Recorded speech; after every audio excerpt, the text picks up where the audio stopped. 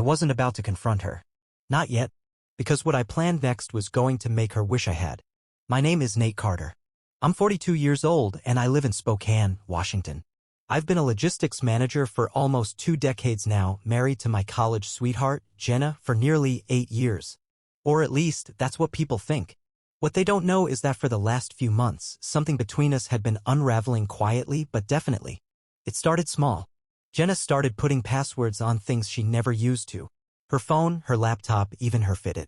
Then she got weird about her schedule. Late nights at the studio, early morning yoga retreats.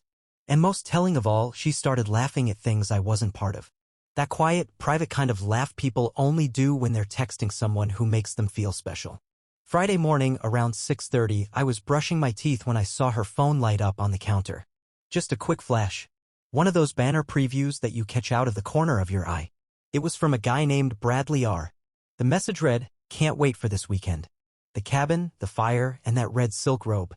I'm counting the hours." That's all I needed. I didn't open the phone. I didn't have to. I already knew I couldn't. Jenna had changed the password weeks ago. Something about an app update, she'd said. I didn't push back. I'd been waiting. I finished brushing, rinsed my mouth out, and walked out of the bathroom like nothing happened. She was zipping up her gym bag, still in leggings and a tank top, hair pulled into a tight ponytail. I stared at her for a second longer than usual. Not angry. Just different. She looked up. "What?" "Nothing," I said. "You packed everything?" "Yeah. Should be back Sunday night." She slung the bag over her shoulder, then grabbed her keys off the hook by the door. "Reception might be spotty out there, just so you know." "Right," I nodded, keeping my face still. "Yoga retreat, right?" She gave a quick smile, eyes avoiding mine. "Exactly." I kissed her cheek. She flinched just slightly, probably didn't mean to. But I caught it. She left a minute later, backing her SUV down the driveway like she had somewhere important to be. And I stood in the kitchen, alone, watching her taillights disappear through the blinds. The part that got me wasn't even the affair. Not really. It was the fact that she thought I hadn't noticed. Like I was some idiot just wandering through my own marriage, completely unaware. But I'd known. For months. The distant looks. The sudden gym obsession. The muted texts and deleted browser history. It was all there, just waiting for confirmation. And now I had it. I didn't yell. I didn't call her out or grab her phone. I just started planning. I had the weekend to myself after all. And if Bradley R. thought this would be a relaxing escape, he had no idea what was coming. Neither of them did. That night, after Jenna left, I couldn't sleep. I lay in bed staring at the ceiling fan turning above me, every creak and shift in the house sounding louder than usual. Around 2 in the morning, I finally gave up. I rolled over and looked at the empty space beside me. The sheets were still tucked in neat where she'd been.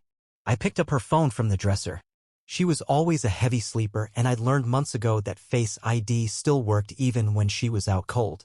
I held the phone up to her face earlier that week. She never knew. Tonight, though, I didn't need stealth. The house was mine. It unlocked on the first try. I didn't go snooping for fun.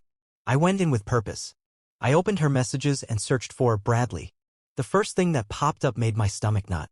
"Jenna, did you find the brand I like? I want that exact wine from last time." Bradley, already in the trunk. "And I packed your red silk robe. Couldn't forget that." "Jenna, God, I've been counting down to this weekend." There were more. Dozens of them. Dates and meetups. Midweek hotel check-ins. A receipt from a jewelry store. Inside jokes. Photos that made my throat close up. The kind of messages you don't send unless you've let someone in all the way. I kept scrolling. He sent her a picture of a fireplace. Leather couches. A bottle of wine. It looked cozy and expensive. One caption read, "The cabin's stocked. Just bring yourself." A few messages down, he mentioned his wife. "Bradley, Dana's staying with her sister this weekend. She won't know." I covered it. "Jenna, you're the best." So that was it. He wasn't just some single guy chasing married women. He was married too. And now I had a name. Dana Nelson. It didn't take long to find her. 10 minutes on Facebook and I was looking at a profile full of Sunset Beach photos, family snapshots, and a pinned post from last October. "Happy 12 years, Brad. Still my best friend." My stomach twisted. She looked like a real person. Not a caricature. Not a vengeful woman waiting to explode. Just normal. A mom, probably. Her bio mentioned a photography business and 2 kids. I hesitated. I didn't know what I'd say. "What could you say?" "Hi, I think your husband's cheating on you with my wife." Just thought you should know. But I didn't want to call. I wasn't ready for a voice. I wanted her to come to me, so I messaged her. Just one line. Hi Dana. My name is Nate Carter. I think we need to talk. My number is below. Then I waited. 3 hours later, my phone buzzed. Unknown number. I let it ring twice, then picked up. Is this Nate? Her voice was cautious but steady. Yeah, I said. I'm guessing you saw the message. I did, she said. Then silence. I think your husband's seeing my wife, I finally said. I'm sorry. Another pause. Bradley Nelson? Yeah. More silence. Then she exhaled. I knew something was off. I just didn't have proof. Well, I've got plenty, I said. Screenshots, texts, dates. He took her to your cabin. I recognized it from a photo she sent. Dana didn't cry. She didn't scream. Her voice just got sharper. Our cabin? He told me he hadn't been there in months. He's there now, I said. With her. They're planning to stay the weekend. Did you confront her? She asked. No, I said. Not yet. I wanted to talk to you first. Dana went quiet again, then said something I didn't expect. I want to see it. What do you mean? I want to see them together. Not pictures. Not texts. I want to see them. At the cabin. I want them to see me. It hit me then, we weren't just two strangers anymore. We were a team now. Two people betrayed the same way. Two people who weren't going to let this end in silence. All right, I said. Let's plan it. We met the next afternoon in a diner just off I-90 in Cle-Elum. Halfway between Spokane and Olympia. Neutral ground. Dana walked in wearing jeans, a gray hoodie, and sunglasses she didn't take off until she sat across from me. She looked like she hadn't slept, but there was something razor-sharp in the way she moved, like someone who had cried all her tears and was done wasting time. I slid my phone across the table. Everything's on there. She unlocked it without asking. I'd already turned off any locks. This wasn't about trust. It was about facts. She scrolled in silence. Every so often, her eyes paused, her fingers froze, then kept going. She stopped on a photo. Jenna's legs curled on a dark leather couch, a fireplace in the background, glass of red wine in hand. Dana stared at it longer than any of the others. That's our cabin, she said finally, her voice quiet and low. I designed that room. I picked that couch. Her eyes didn't move from the screen. That wine glass came in a set. My aunt gave it to us as a wedding gift. I'm sorry, I said, but it didn't feel like enough. She pushed the phone back toward me and took a sip of her coffee. Sunday at 5:30, she said. They usually get there around then. He always texts me around 6 to check in. I thought he was being considerate. Jenna told me she'd be back Sunday night. Said it was a yoga retreat. Dana let out a humorless laugh. Yoga, that's rich. We didn't talk much about our spouses after that. Just logistics, parking, timing, where we'd sit, what we'd bring. I still have a key, she said, reaching into her purse and pulling out a dull bronze key with a little pinecone charm attached. Brad doesn't know I kept it. You sure he won't notice the car? I asked. I'll park it down the hill behind the trees. There's a path to the back porch. He won't see it. We agreed to get there early, set everything up before they arrived. We wouldn't hide. No jumping out of closets or dramatic yelling. Just us sitting in plain sight. They think we're clueless, she said. They think we'll never compare the dots, I added. Dana nodded. Let's prove them wrong. She hesitated before standing. One more thing, she said, digging into her wallet. She pulled out a photo, her and Bradley in front of the cabin, snow on the roof, both of them smiling. A Christmas tree glowed in the window behind them. She handed it to me. That's what it used to be. I held it for a second before sliding it into my jacket pocket. It's not yours anymore, I said. It's theirs now. But Sunday we take it back. Her jaw tightened, but she nodded. We paid separately, walked out without small talk. When we parted in the parking lot, she didn't say goodbye. She just looked at me and said, "Don't be late." "I won't," I said. I drove off with one hand on the wheel and the other clenching that photo in my pocket. I didn't look at it again. I didn't need to, because come Sunday we weren't going to just catch them. We were going to make them look us in the eyes and explain. I left Spokane before sunrise Sunday morning. The highway was quiet that early, just long stretches of gray asphalt and pine trees blurred by fog. I drove without music, without coffee, without anything but the low hum of the engine and the cold certainty in my chest. I got to the cabin around 9. Dana was already there. She was standing on the porch in a flannel shirt and hiking boots, hair pulled back tight, holding a box labeled holiday decor. The fireplace inside was already lit. She'd made it look like a catalog, warm light flickering against polished wood floors, clean windows, a couch fluffed and centered in front of the fire. A bottle of wine and 2 glasses sat on the coffee table. The exact setup from Bradley's photo. She had even placed a red silk robe over the arm of the couch, folded neatly. When she saw me, she didn't say much. Just nodded and held the door open. We spent the next hour arranging everything, making it look exactly like the fantasy they had built. I set down the folder I'd prepared, text screenshots, hotel receipts, credit card charges for lingerie and out-of-town dinners. Even a phone recording where Jenna's coworker admitted, after some vague prodding, that there was no yoga retreat. Jenna had requested Friday and Monday off weeks ago, citing family travel. Dana had her own arsenal. Photos from her camera roll. The same cabin, same wine glasses, same fireplace. Only instead of Jenna, it was Dana in the frame. In a wool sweater. In flannel pajamas. In the red silk robe Jenna had apparently borrowed. "I bought that robe," Dana said, setting the photo down next to the real thing. "Bradley gave it to me for Valentine's Day 3 years ago. She doesn't even know where it came from." "That makes it worse," I said. "Or maybe just more pathetic." Dana glanced at me. "You don't get angry much, do you?" "I've had time to process," I said. She gave a half smile, but it didn't reach her eyes. By noon, we were done setting up. Everything looked lived in but tidy. Nothing hidden. No weapons. No traps. Just evidence calmly displayed like an open book. Then we sat. She took the armchair across from the couch. I took the love seat. We didn't talk much after that. Just drank coffee, stared into the fire, and waited. It was a strange piece. 2 strangers connected by betrayal. Not flirting, not bonding over shared pain. Just unpacking. She told me how they met. A networking conference in Seattle. She hadn't gone. Bradley said it was too expensive. Jenna must have been there for work. "I saw the charges months later," Dana said. "A hotel in Bellevue. 2 dinners. He told me it was all reimbursed. Said he shared a room with a coworker to save money." "And you believed him?" "I wanted to," she said. But after that he started locking his phone. Talking in the garage. Taking his laptop to the bathroom. "Jenna started doing the same," I said. Dana leaned forward and poured herself another cup of coffee. "They must think they're in love." "Maybe," I said. "But people like that don't love anyone. They just like the thrill." We sat in silence for a while after that. A log popped in the fireplace.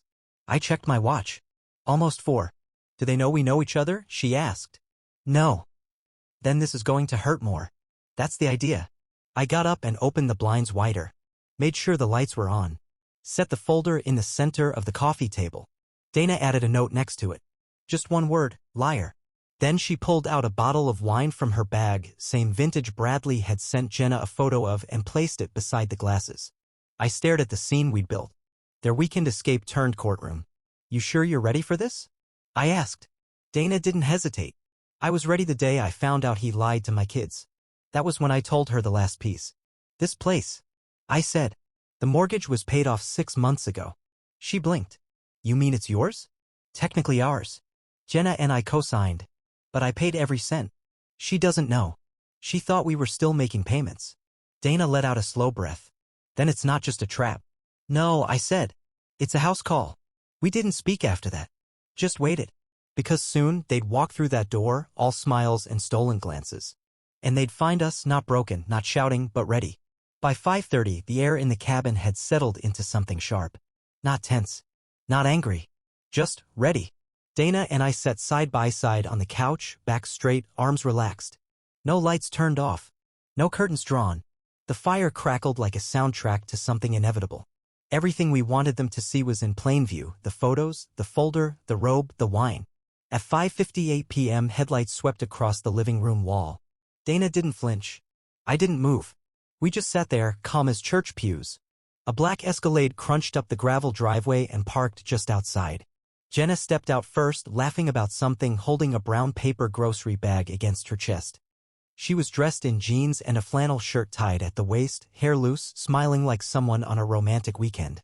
Bradley followed behind her, carrying a Bluetooth speaker and a bottle of wine that looked like the one on the table in front of us. They didn't look nervous. Didn't even check their surroundings. They thought they were safe. Untouchable. Jenna fished out the key from her pocket and opened the front door. That smile, so bright, so rehearsed, froze the moment she stepped inside. She saw me first. Her eyes locked onto mine, and I swear I saw her body drop a full inch like the weight of the truth finally hit her spine. Bradley came in right behind her, still talking, still grinning, until his eyes caught mine and then Dana's. His face turned white. I stood up slowly. Evening, I said, cool as anything. We figured you could use company tonight. Jenna's mouth opened, but no sound came out. She was still holding the grocery bag, fingers squeezing so tight the bottom started to buckle. Dana stood next to me, not aggressive, not even angry. Just present. Unshaken. Hi, Brad, she said softly. Long time no see. Bradley didn't answer. His eyes darted between us, then to the table. He saw the robe, the folder, the photo, the wine. His jaw twitched. The bottle in his hand tipped slightly to the side like he forgot he was holding it. Jenna finally stepped forward, voice barely a whisper. Nate? I held up a hand. Don't. The room was quiet. No shouting. No chaos. Just the four of us in a space they thought belonged to their secret. Jenna put the grocery bag down slowly on the counter. She didn't even try to pretend. Didn't fumble through lies. Just stared at the folder like it might catch fire. Bradley whispered something. I almost didn't catch it. Oh no. Dana heard it too. She turned toward him. Oh no, she said. That's all you've got? He swallowed hard, then looked down. Jenna still hadn't moved. Her hands hung limply at her sides now, eyes locked on the robe draped over the couch arm. She must have recognized it. You were going to sit here, I said, drink that wine, wear that robe, and pretend none of us existed. Neither of them answered. Not with words. And in that silence, no excuses, no performances, it all finally landed. They weren't going to talk their way out of this. They weren't walking into love. They were walking into the truth. And it was already waiting for them. Nobody moved for a full minute. Jenna just stood there like a statue, arms at her sides, the color draining from her face. Bradley sank slowly into the armchair across from us like he was trying to disappear inside it. I sat back down and picked up the folder from the coffee table. I didn't throw it. I didn't shove it. I just leaned forward and placed it gently on the ottoman in front of them. Everything's in there, I said. Every text. Every receipt. Every lie. Jenna didn't even reach for it. Dana crossed her arms. You want to hear it out loud, Brad? I can do that. Bradley looked up, his face pale and drawn. Dana picked up one of the printed screenshots, her voice steady and clear. You taste like the lake. I think about that night every time I close my eyes. She looked straight at him. That was the 4th of July. We were at the cabin as a family. Bradley tried to speak, but Dana cut him off. I don't need an explanation. I need acknowledgement. He pressed a hand to his forehead. Dana, no, she said. Just listen. Jenna turned to me then, eyes glossy. Nate? I never meant to, I cut her off. Don't tell me it was a mistake. Don't say it just happened. You had months to stop. You didn't. Her mouth snapped shut. You chose this, I said. You didn't stumble into it. You planned it. Over and over again. I opened the folder and flipped to the last page. A bank statement. Highlighted charges, grocery stores in Olympia, hotels in Seattle, wine deliveries to an address that wasn't ours. Dana added softly, you didn't just cheat. You built a whole other world. A better world in your head. One where we didn't exist. Bradley rubbed his face with both hands. It started over a year ago, he muttered. Dana's head whipped toward him. Excuse me. He looked up. I'm not lying. It wasn't just a couple times. It's been a year. Maybe more. Jenna finally sat down. Her legs gave out more than anything. She stared into the fire like it could explain something. You said it was new, she whispered to him. Bradley shook his head. I lied. Dana leaned back slowly. You've been using our cabin for a year? Bradley didn't answer. I looked at Jenna. You know what the best part is? I said quietly. You thought this place belonged to both of us. You had no idea. She blinked at me. What? This cabin, I said, motioning around. I paid it off 6 months ago. Every cent. It's in my name now. Her jaw dropped. That's not possible. We were still paying it. I didn't tell you, I said. Because I wanted to see what you'd do. You thought you were sneaking around in some borrowed getaway. Turns out you've been sneaking around in a house I own. Dana snorted under her breath. Well, that's poetic. Jenna opened her mouth, then closed it. Her shoulders slumped like someone had finally hit the off switch. I stood up, folder in hand, and looked down at her. You cheated on me in a house I bought. With a man who lied to both of us. And you thought I was too stupid to notice. No, she said softly. I didn't think you were stupid. You thought I was easy, I corrected. Someone who wouldn't fight back. Dana stood beside me now. You thought we'd be blind. Or maybe just too polite to say anything. Jenna looked at her like maybe Dana might be the one to show mercy. She didn't. You don't get to cry now, Dana said. You got everything you wanted. You earned this moment. Bradley just sat there, hands limp in his lap, staring at the floor like maybe it could explain all the choices he made. But it couldn't. Nothing could. Because the truth was out now, spread across a coffee table lit by a fire they didn't deserve. And neither of us were going to let them look away. I stood up to leave. The fire had burned low, the bottle of wine untouched. The evidence on the table lay wide open, like a museum exhibit of their betrayal. Dana was already reaching for her coat when she stopped cold. She turned, eyes fixed on Bradley. Tell him. He blinked like he didn't hear her. What? She stepped closer. Tell Nate what you told me. Now. Bradley shook his head, eyes darting toward Jenna. Dana, not here. Tell him, she snapped, louder this time. I looked from her to him, pulse ticking in my neck. What is it? Bradley exhaled like a man at the edge of a cliff.